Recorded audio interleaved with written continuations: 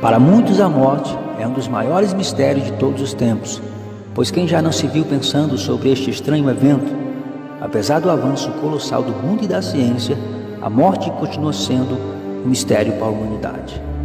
Quando o homem morre, acaso tornará a viver? Jó, capítulo 14.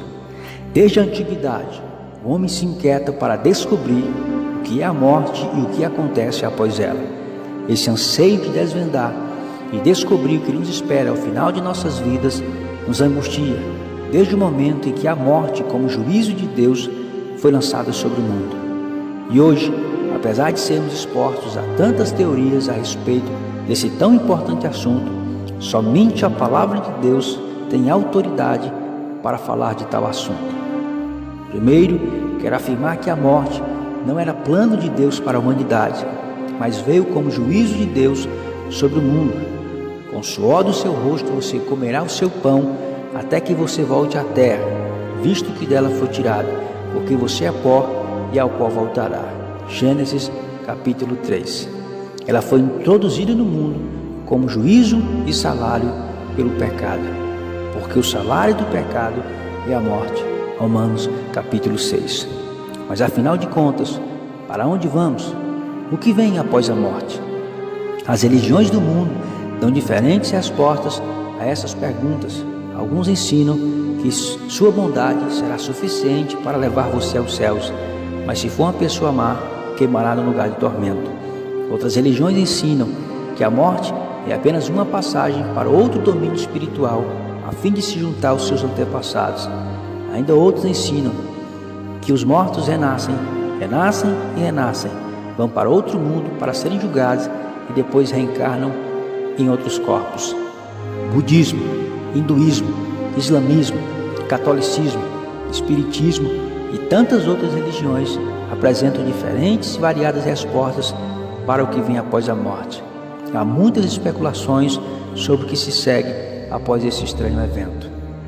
Mas o que nos é apresentado pelas Escrituras, como ela é abordada?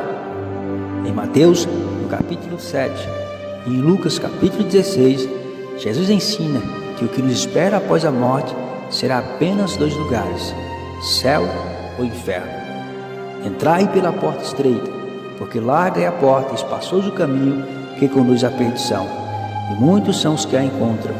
E porque estreita é a porta e apertado o caminho que leva à vida, e poucos há que a encontram. Mateus, capítulo 7.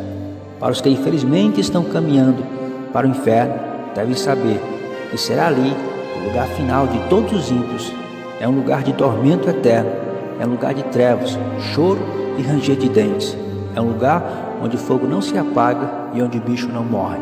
Um lugar de lembrança das oportunidades perdidas, remorso, acusador e separação eterna de Deus.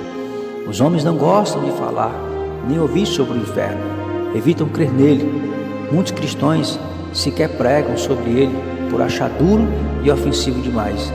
A grande realidade é que ele existe e está aguardando a todos que não creram em Jesus para a salvação.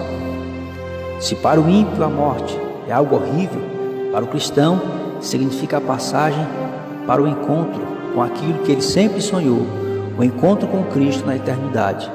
A morte hoje já não é uma punição para o cristão, pois em Romanos capítulo 8 diz que não há condenação para todos que estão em Cristo.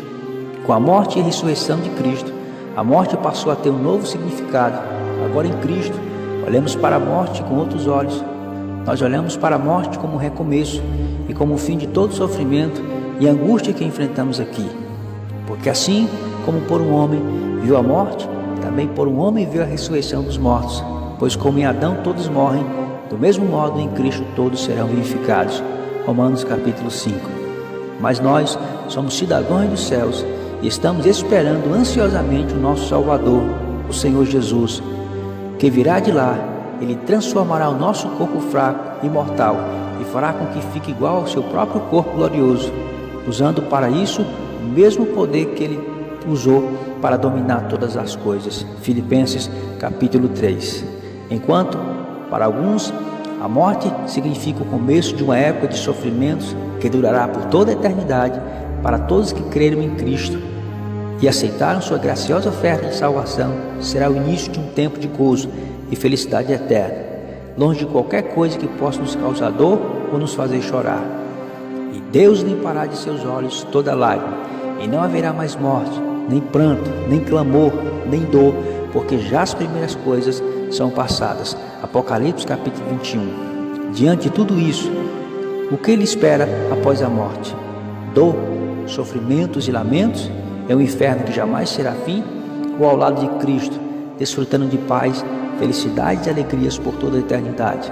Quero nesse momento convidar você a crer em Jesus para a tua salvação, o único que pode alterar o curso da tua vida e levar você a caminhar pelo único caminho que te pode levar à salvação eterna e desfrutar de um tempo de eterno consolo, onde todos os tormentos desaparecerão para sempre.